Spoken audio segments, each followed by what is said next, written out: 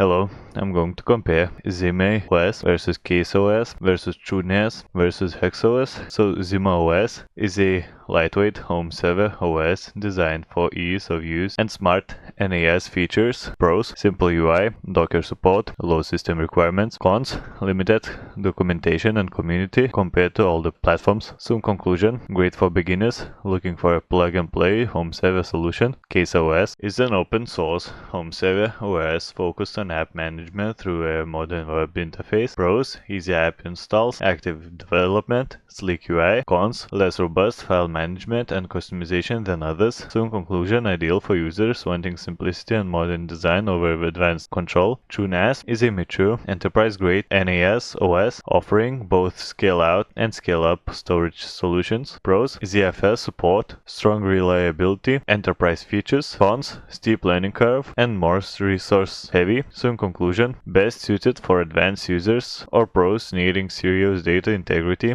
and storage performance. hexos is a newer NAS OS aiming to combine performance and simplicity for home server users. Pros: clean UI, decent hardware compatibility and actively evolving. Cons: smaller ecosystem and limited community support for now. Soon conclusion: a promising option if you're looking for an alternative to a mainstream with fresh features.